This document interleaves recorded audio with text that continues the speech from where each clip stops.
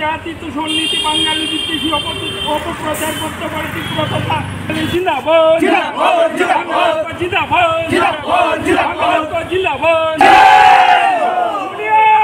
লাঞ্ছিত বঞ্চিত বাঙালি আমরা বাঙালি ঐক্য সাম্প্রতিক হিংসাত্মক ঘটনায় যুক্ত সমস্ত অপরাধীদের চিহ্নিত করে অবিলম্বে গ্রেপ্তার করতে হবে।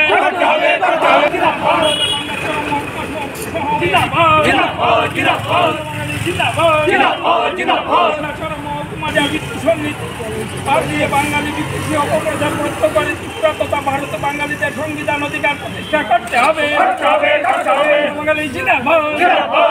আয়োজন করেছি। আপনারা জানেন গত 7ই জুলাই গন্ডাছড়া মহকুমায় একটা আনন্দ মেলা উৎসব অনুষ্ঠান চলছিল। সেইখানে বিভিন্ন শ্রেণীর লোক, জাতি উপজাতি সবাই উপস্থিত ছিল। তো সেইখানে জুয়ার যেটা হয়ে যায় আজকাল মেলাকে কেন্দ্র করে, জুয়ার মানে একটা ঠেক বসেছিল, মদের আসর বসেছিল ইত্যাদি। তো সেইখানে অনেক লোক জড়ো হয়েছিল, যুবকরা যুক্ত হয়েছিল। তো সেইখানে একদল যুবক সেখানে যেটা ঘটনা ঘটে, এই সমস্ত ক্ষেত্রে তর্কাতর্কি হয়, যে কোনো ইয়েকে কেন্দ্র করে তর্কাতর্কিকে কেন্দ্র করে ধাক্কাধাক্কি হয়। তো এতে দেখা যায় কি, ঘটনাতে আমরা যেটা জানতে পেরেছি, একজন উপজাতি যুবক যার নাম পরমানন্দ রিয়াং, সে ধাক্কাধাক্কির চুটে একটা তার বৈদ্যুতিক তার ছিল, সেই তারটা মানে কানেকশান আছে কিন্তু নিচে অসংলগ্ন অবস্থায় ছিল, হালকা ছিল, ওইখান থেকে সে তারে লেগে যায়। তো যারা উপস্থিত ছিল সেখান থেকে তার থেকে ছাড়িয়ে এনে যখন তখন তাকে হসপিটালে পাঠানো হয়। গন্ডাছড়া থেকে আগরতলা ট্রান্সফার করা হয়, জীবিত শুনলাম। পরে সেখানে সে মারা যায়। এই খবর গন্ডাছড়াতে পৌঁছার সাথে সাথে আমরা দেখলাম কি, সেখানকার রিয়াং সম্প্রদায়ের উপজাতি বাদ দিয়েও অন্য যারা ছিল তারা মুহূর্তে উত্তেজিত হয়ে পড়ে, হিংসাত্মক হয়ে ওঠে। এবং তাৎক্ষণিকভাবে যারা সামনে ছিল বাঙালি ব্যবসায়ী থেকে শুরু করে পথ চলতি মানুষ, সবাই পর ওরা আক্রমণ শুরু করে, লাঠি সুটা নিয়ে আক্রমণ শুরু করে। পুলিশ এবং এখানে যারা টিএসআর যারা ছিল কর্তৃব্রত, তারা নির্বিকার, কেউ কিছু করছে না। এই করে মুহূর্তের মধ্যে দাবানলের মতো ছড়িয়ে গেল ঘটনাটা। আপাতত কিছুটা শান্ত হওয়ার পর পরবর্তীকালে আমরা দেখলাম 12 তারিখে গোটা গন্ডাছড়া মহকুমা এলাকা জুড়ে সর্বত্র এরা বাড়িঘরে দোকানপাটে লুটতরা শুরু করে, দোকানের মধ্যে অগ্নিসংযোগ শুরু করে, বাড়িঘরে অগ্নিসংযোগ শুরু করে, রাস্তাঘাটে যাকে যেখানে পায় পিটাতে শুরু করে। এবং দেখা যায় কি, স্থানীয়দের যেটা অভিমত, যেটা এরা বলেছে যে স্থানীয় লোক বাদেও দেখা গেছে অচেনা অনেক ট্রাইবেল যুবক রয়েছে। পরে খোঁজ নিয়ে জানা গেল তাদের কারুর বাড়ি কী বলবো অমরপুর, কারুর বাড়ি অম্পি, কারুর বাড়ি আমবাসা ইত্যাদি বিভিন্ন অঞ্চলের। তাহলে এটা পরিষ্কার একটা সামান্য ঘটনা, এটাকে কেন্দ্র করে পরিকল্পিতভাবে সমস্ত এলাকা সংগঠিত করে এইভাবে সামিল হয়ে গোটা মহকুমাকে অবরুদ্ধ করে ফেলেছে। বাঙালিরা নিরাশ্রয়, তারা বাঁচতে পারে না। পুলিশকে খবর দিচ্ছে, সাংবাদিক বন্ধুদের খবর দিচ্ছে, প্রশাসনে উচ্চপদস্থ কর্মকর্তাদের খবর দিচ্ছে, কিন্তু তাদের পরিত্রাণে কেউ এগিয়ে আসছে না। ওরা তো নিরস্ত্র, কী করবে? রাতের অন্ধকারে জঙ্গলে গিয়ে কেউ আশ্রয় নিয়েছে, যে যেখানে পরে আশ্রয় নিয়েছে।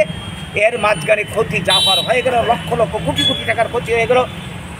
এরা এখন নিরাশ্রয়। আমরা খবরে জেনেছি এই পর্যন্ত আমাদের কাছে যতটা খবর, 50টা পরিবার মারাত্মকভাবে ক্ষতিগ্রস্ত, দোকানপাট সব শেষ হয়ে গেছে, লুটতরা ধ্বংস হয়ে গেছে। এখন তো মানে এরা এত অসহায় হয়েছে, এত ভয়ে তটস্থ হয়েছে যে গন্ডাছড়া ওরা আর থাকতে পারবে। এরাও হুঁশিয়ারি জারি করেছে যে গন্ডাছড়াতে কোনো বাঙালিকে আমরা থাকতে দেবো না, এডিসি এলাকায় কোনো বাঙালিকে থাকতে আমরা দেবো না। ওরা যাবে কোথায়? প্রশাসন নির্বিকার, যারা অপরাধ করছে। আজকে যদি বাঙালি এই ধরনের ঘটনা উপজাতির উপর করতো, কী অবস্থাটা হতো আমরা অনুমান করতে পারি সবাই। তাহলে এই যে দূষণ নীতি আমরা বাম আমলও আমরা দেখেছি, সিপিএম আমল আমরা দেখেছি, যারা উগ্রপন্থী 80 জনের গণহত্যার নায়ক, তাদেরকে কীভাবে আত্মসমর্পণের মাধ্যমে বিভিন্ন সুবিধা সুযোগ পাইয়ে দিয়েছে। জুট আমলে তাই দেখছি। বর্তমান যাদেরকে আমরা বিশ্বাস করে ক্ষমতা এনেছিলাম এই বিজেপি আমাদের কল্যাণ করবে, মঙ্গল করবে, আজকে দেখছি তাদের আমলে একই নীতি। এই যে রিয়াং যারা মিজোরাম থেকে আসবে ভিন রাজ্যের মানুষ, তাদেরকে 600 কোটি টাকার প্যাকেজ দিয়ে ত্রিপুরাতে পুনর্বাসন দিল। আর 80 জনের গণহত্যার পর থেকে আজ পর্যন্ত লক্ষ লক্ষ বাঙালি এডিসি এলাকা ছাড়া হয়ে উগ্রপন্থীর আঘাতে স্বজন হারা হয়ে আজকে তারা মানে ভিক্ষাসার হয়ে সারা ত্রিপুরাতে ঘুরে বেড়াচ্ছে। আবার তাদের উপর আক্রমণ, এইভাবে দূষণ নীতি এখন আরো বেশি করে চলছে। এগুলি আর কতকাল চলবে? দেশভাগের বলি, স্বাধীনতার মূল হোতা বাঙালি, হ্যাঁ, এই দেশের ভূমিপুত্র বাঙালি। এইভাবে আমরা কত আঘাত বারবার আমরা সহ্য করব। শুধু ত্রিপুরা নয়, আজকে আসামের বুকে একই অবস্থা চলছে, গোটা উত্তর পূর্বাঞ্চলে একই অবস্থা চলছে। একের পর এক উগ্রপন্থী আক্রমণ, এরপর আইনের মাধ্যমে আমাদের অধিকার দিনের পর দিন শেষ হয়ে যাচ্ছে। এইভাবে আর চলতে পারে না। এই যে আমাদের আজকের এই যে জাহাজ, আজকের যে বিক্ষোভ, আজকে আমরা 80 জনের গণহত্যার পর থেকে সেই সময় থেকে আমরা আন্দোলন করে যাচ্ছি। এই সমস্যার সমাধান একমাত্র হতে পারে ভারতের বুকে আমাদের যেটা সাংবিধানিক অধিকার, এই সাংবিধানিক অধিকার আমরা প্রতিষ্ঠা চাই। আমরা কারোর দয়ার পাত্র নই বাঙালি, এই দেশে কারোর মানে কি বলবো সাহায্যের প্রার্থী নই। আমরা নিজ অধিকার বলে জন্মসূত্রে আমাদের এই দেশ, এই রাজ্য, এই অধিকার বলে চাইছি আমরা বাঁচতে। আমরা সবাইকে নিয়েই বাঁচতে চাই, সমান অধিকার নিয়ে বাঁচতে চাই। এই বার্তাটুকু আজকে আপনাদের মাধ্যমে আমরা দিতে চাইছি। তার জন্য আমাদের এই সাংবাদিক সম্মেলন।